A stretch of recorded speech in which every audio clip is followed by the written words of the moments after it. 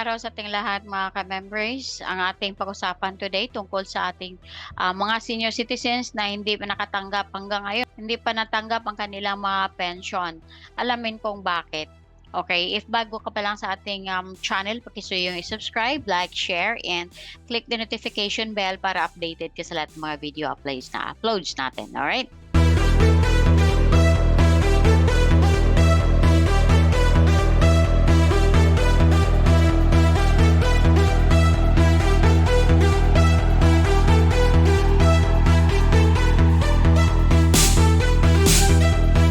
Now, tignan natin. Okay.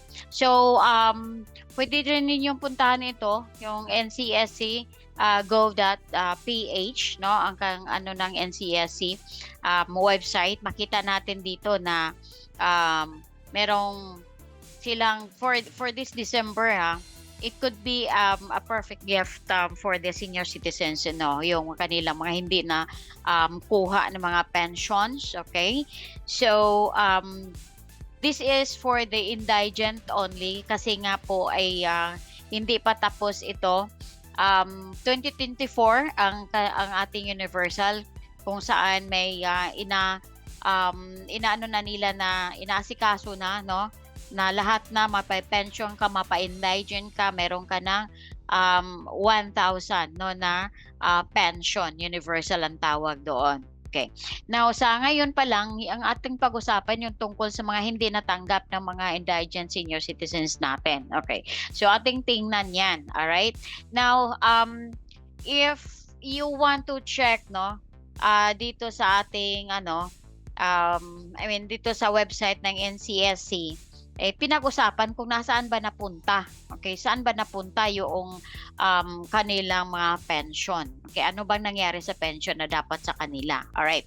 So sabi dito, Senator Sonny Angara on Monday urged the Department of Social Welfare and Development or DSWD to address the delays in the distribution of social pensions for senior citizens in need. Sabi dito ni Sir Angara, nakakabahala ang binanggit ng DSWD na mayroong 466,000 na backlog sa pagbibigay ng social pension para sa ating mga lolo at lula na walang kahit ano man ang suportang nakukuha mula sa kanilang mga kamag-anak. Okay, so ibig sabihin sila yung mga indigent, no? Sila yung kailangang tulungan, okay, dahil wala silang makukuhang mga tulong mula sa kamag-anak. Maybe walang mga kamag-anak, no, na nakakatulong sa kanila. Okay.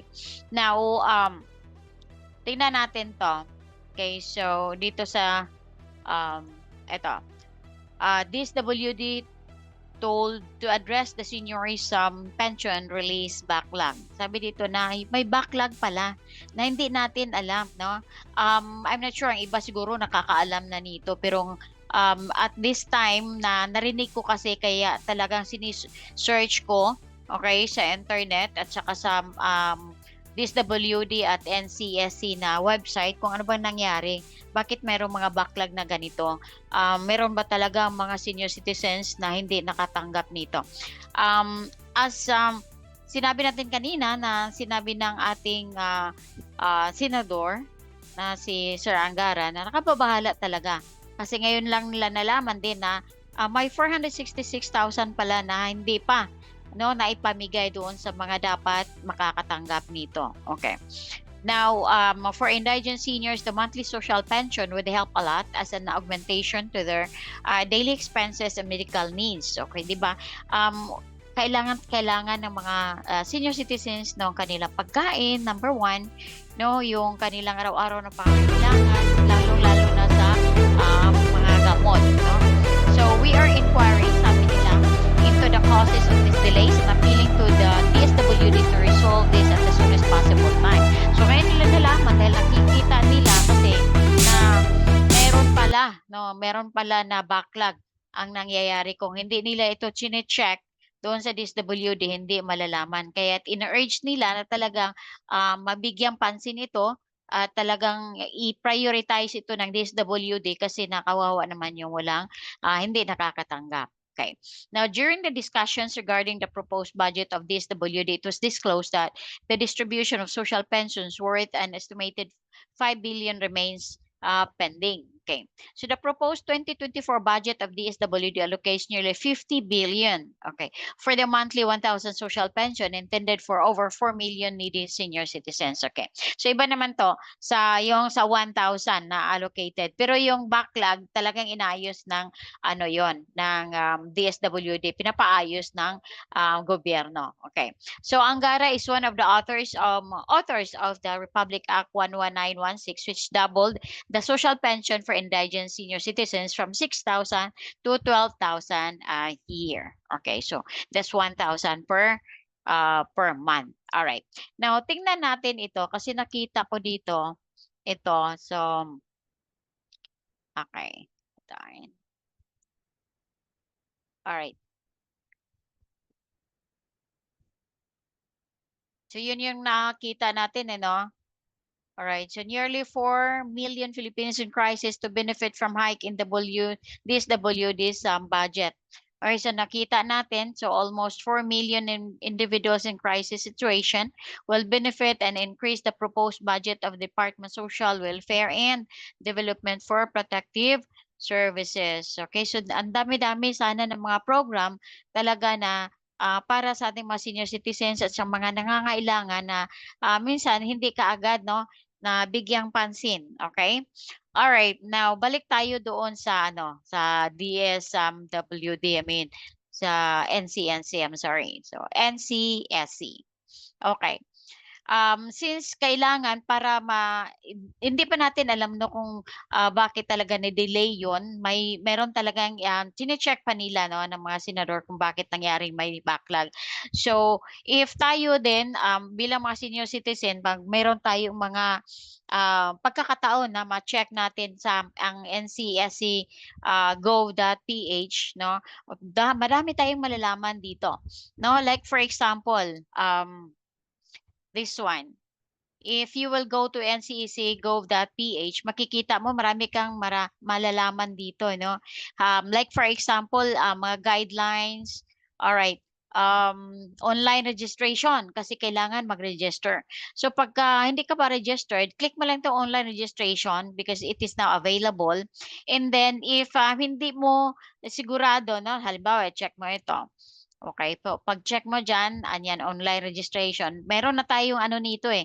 Meron na tayo nitong video sa nakalipas, no? Step-by-step guide, no? Hanapin nyo lang doon sa aking mga videos. Step-by-step guide kung paano mag-register sa NCSC.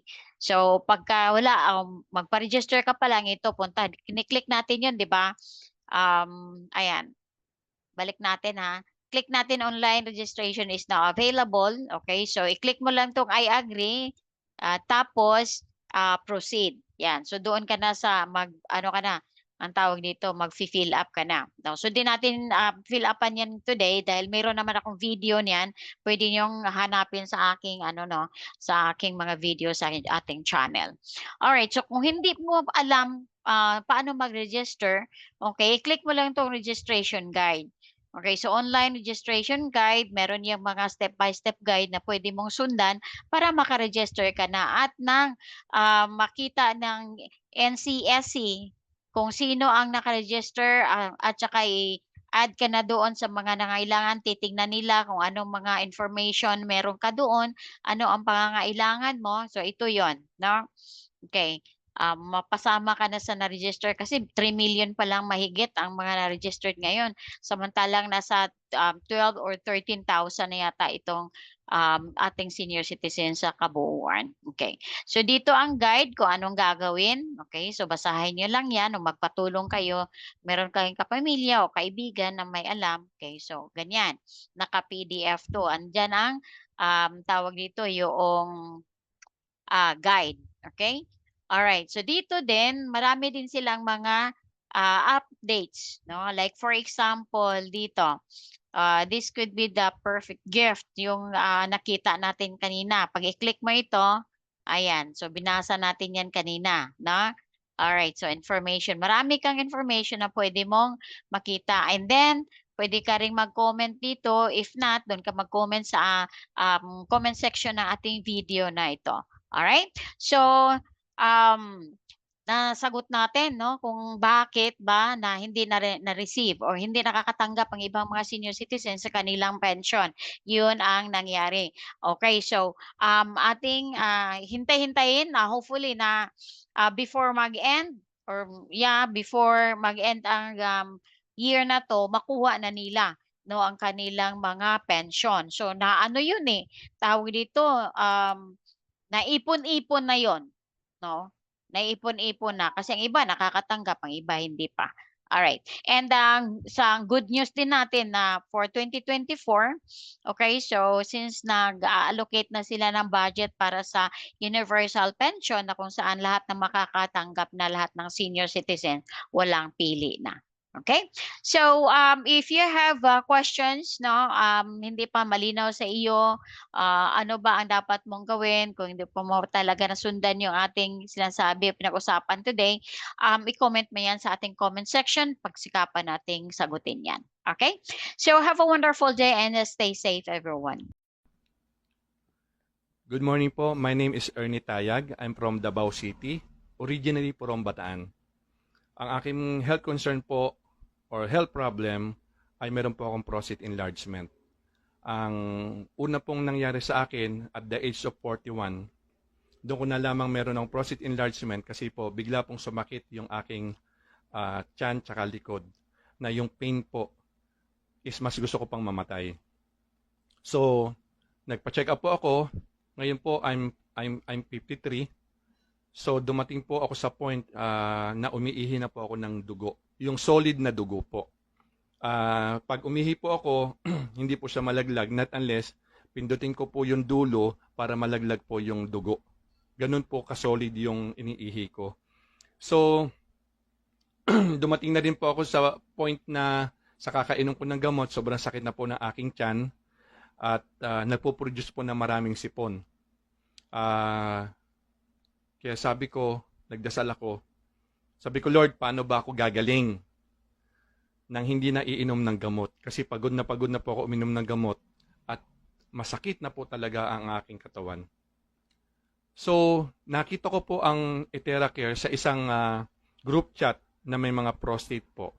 So, tinandaan ko lang po yung EtheraCare. Tapos ni-research ko na, then nakita po namin. Magaganda po lahat ng testimonies, kaya po ginawan po namin ng paraan, especially na aking asawa, na magkaroon kami. Nag-therapy po kami for 3 weeks. Yung 3 weeks po na yon, 10 minutes po dito sa may aking anus, sa may puson 10 minutes, then sa may likod 10 minutes. In 3 weeks time po, at the same time, inom ako ng energized water. Hindi po talaga ako nagpapawala niyan. And in 3 weeks time, awa po ng Diyos. At awa po ng Diyos. At awa po ng Diyos talaga sa akin. Hindi na po ako umiihi ng dugo. Clear na po yung ihi ko. At lubos ko pong pinagpapasalamat talaga sa Diyos, kay Lord, kay God na sinagot niya aking dalangin. Marami nga po nagtatanong kung sino nag-repair or sino nag-introduce ng EtheraCare. Isa lang po ang sagot ko. Si Lord, dahil hiniling ko na pagalingin niya ako nang hindi na ako iinom ng gamot. Kaya matagal na po ako hindi umiinom ng gamot at nagbo-blow lang po ako regularly at pag-inom ng energized water. Kaya sana po makatulong din po sa tulad ng case na meron ako. God bless po sa lahat. Maraming salamat po. Pagpalain po ang lahat. Thank you po.